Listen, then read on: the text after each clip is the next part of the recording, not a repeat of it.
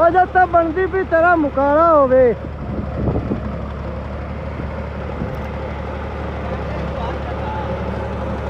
कैमरे को हाथ हटिया तेरा मुकाला होगी।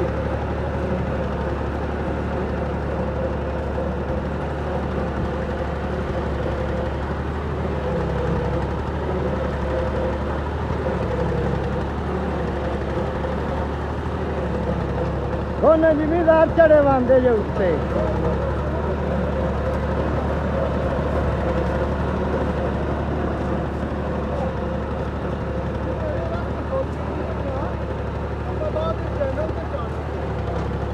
फुल वीडियो ही बनती पई। होर की है तेरा मुकाला पिया हुंदा है।